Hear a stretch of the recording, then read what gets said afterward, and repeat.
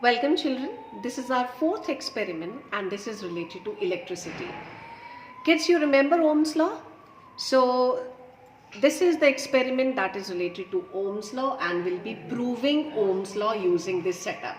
And if you remember, we have done the circuit diagram also, right? And in exam also they may ask you to draw the circuit diagram that which all gadgets or which all devices are required to prove Ohm's law. So this is the setup and you have done the circuit diagram as I told you. So the aim of the experiment is to verify Ohm's law and hence find the value of an unknown resistance. So which unknown resistance they are talking about? This unknown resistance they are talking about, right? So this is ammeter, this is voltmeter, this is rheostat, this is key, and this is your battery, right? So if you check out the zero, the needle is coinciding zero, no error, right? And here also in voltmeter, if you check out the the needle is coinciding with zero, hence no error, right? And this is the resistance that is being attached in the circuit and we want to find its resistance. This is the key. Now how to proceed with? You remember what we have, what was Ohm's law? It was that I is directly proportional to V, that is current is directly proportional to your voltage. It means when I'll be increasing the current, there is going to be automatically increase in the value of your voltage, right? That is a potential difference. But how to change it? We can change it using rheostat. Can you make out this? This is jockey and we are able to move it. And when I'll be moving it, there is going to be alteration in the value, right? See here, I'm not taking any reading right now. I'm just going to show you the movement. See here, in voltmeter and in ammeter, when I'll be moving rheostat, there is going to be change in the values, both in ammeter and voltmeter, right?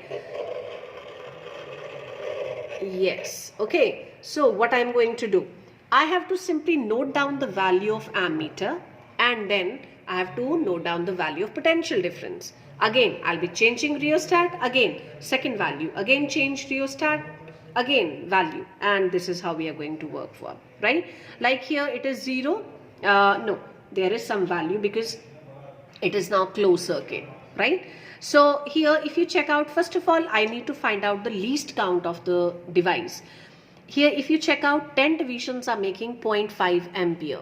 It means the least count of this ammeter is 0.5 upon 10 ampere, that is 0.05 ampere.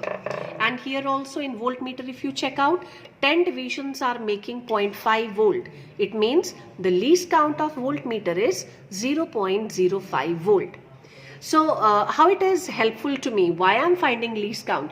Because when I'll be taking readings, you just check which division and multiply it with the least count. That will give you the value, that will give you the reading, right? Otherwise every time you're going to add up 0.05 plus 0.05 and so on, so on. So sometimes calculation errors are there, right? So now I'm just going to, and now it depends on me. I can fix up the reading here. Suppose I want to take here,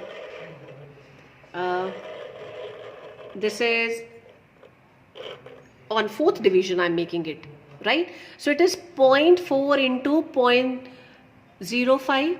This is 4th division, sorry. This is 4th division and the least count is 0.05. So 4 into 0.05, it comes out to be 0.2.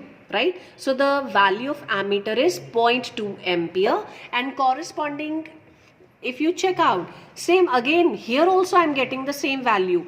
4th division, 0.2 ampere, 0.2 volt, right? So that is our first reading. And again, suppose I'm taking it to be 0.5. This is 0.5, right? I'm adjusting it using rheostat. This is 0.5, no, okay, no, it's 0.45. And if you check out here, again, I'm getting here 0.45, right? So this is how we are going to have 5 to 6 readings and then we'll be plotting the graph. VI graph will be there when you will plot these graphs, we'll be getting a graph like this. We'll be getting a graph like this. I've plotted the graph. Here it is voltage and here is current, right? In ampere and in volt. This is your volt, right?